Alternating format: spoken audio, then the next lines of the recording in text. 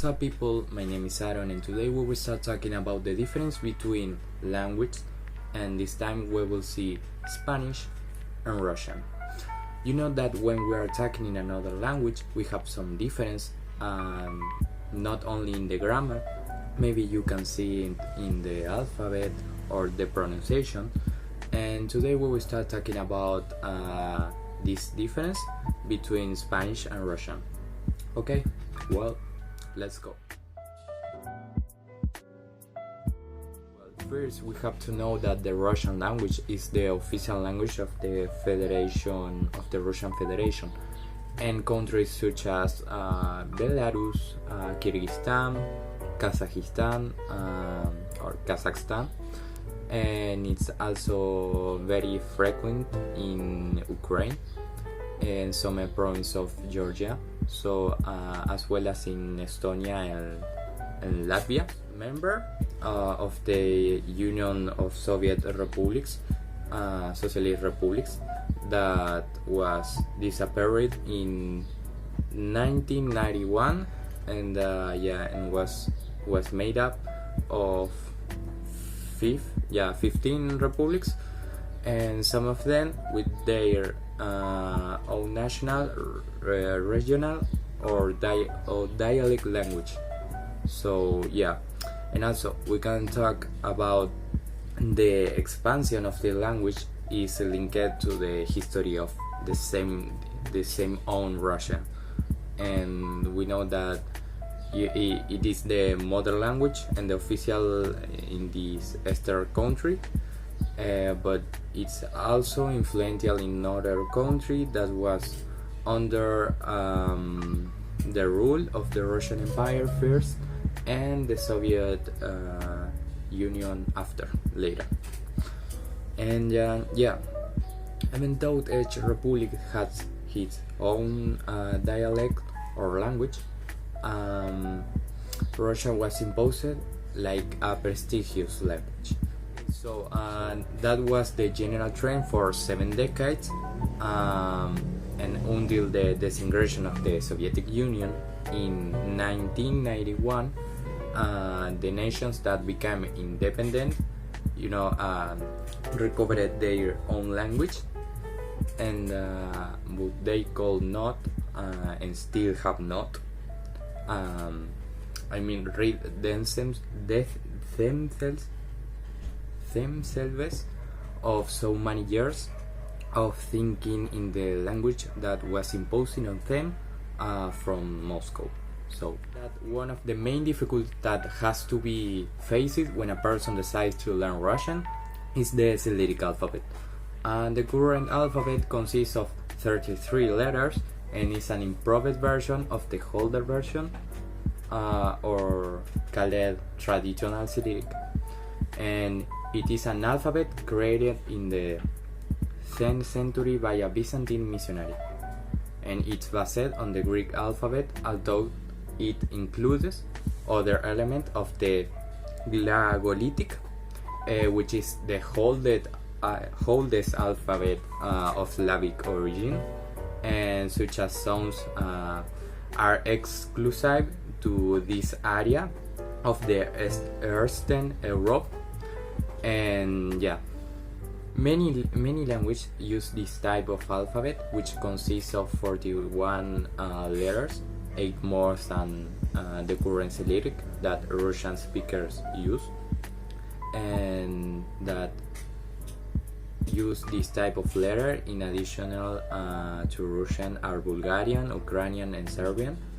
And although others also stand out, perhaps more known in the West, such as Kazakh, Komi and Tajik. Well, it's said that the first time the Glagolitic alphabet was used to compose a 9th century Bible, it was in charge of Saint Cyril and Methodius, and were two missionaries from the Byzantine Empire. We know that according to the expert, it was a Bible written in a whole Slavic dialect that was spoken in the Greek town of Thessalonica. It was used by the Russian Orthodox Church for 4 centuries, especially from 9 to 12th century. Its use was suspended around the 14th century when the Orthodox authorities opted for Church Slavonic. I mean, it's like an Orthodox church, so it can be compared to Latin in the Catholic Church. Point number 2 is more difficult is the pronunciation. We are speaking about the phonic level. The learning of the Spanish phonic system, here comes the problem of interference from the native phonic system, affecting both vowels and also consonants. And it is that while in quote of moral killings words, in the Castilian vowel system, it is hardly possible to speak of relaxed vowels. In Russian, the opposite happens. All the unaccented vowels are pronounced in a relaxed and careless way, especially the O and the E. In our language, the relaxed, normative, pronunciation of the unstressed O makes the sounds like an A. Relaxed too, although a lesser degree, and the E is pronounced like an I. Okay, Russian vowels are classified like in hard mode, like A, O, and the soft E, E. This fact is of great importance in Russian, since the soft palatalized almost all the consonant that precede them, so that most of the Russian consonants have 2 variants, soft or palatalized and hard. And okay, so soft or palatalized. When learning the pronunciation of Spanish, consonantal sounds, and transferring the Russian phonic system to that of Spanish. I mean, Russian students normally palatalize the Spanish consonants like an hard, but although this feature is alien to the phonic system that is learning. For example, we have the example of dia, it's like dia, or piso. Anyways, there are other problems associated with the learning and the pronunciation of Spanish consonant sounds, especially those that do not exist in our native language, I mean in the Russian language. And we will talk about it in another video. Knowing this, but that will be so large. So let's forget all this pure information that is in our mind right now. It's a lot, and let it make it a bit shorter. In a nutshell, we have difference. In Russian we have 6 cases, and in Spanish we have in Spanish we have nominative, genitive, dative, accusative, vocative, and ablative. And in Russian we have like the same, but there are one change. I mean, in Russian we have nominative, genitive, dative, accusative, instrumental, and prepositive. Point number 2. There are only 3 grammatical tenses. I mean present, past, and future, and 2 aspects, imperfective and perfective. But in Spanish we have a lot.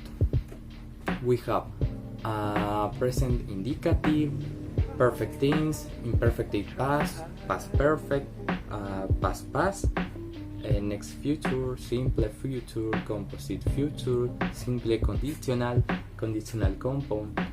And also we have 2 groups of aspects, like the perfect or compound verb tense that has 9 subtypes, also verb tense that has 7 subtypes, and verb tenses in the subjunctive form, it has six subtitles, and it's really a lot.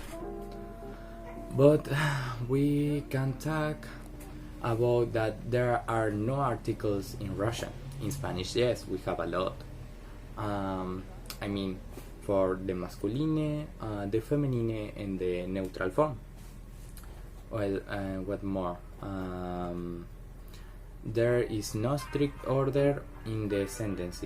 In Spanish, yes, but sometimes you can use a passive voice like in English, and it's not bad, but it's a bit raw.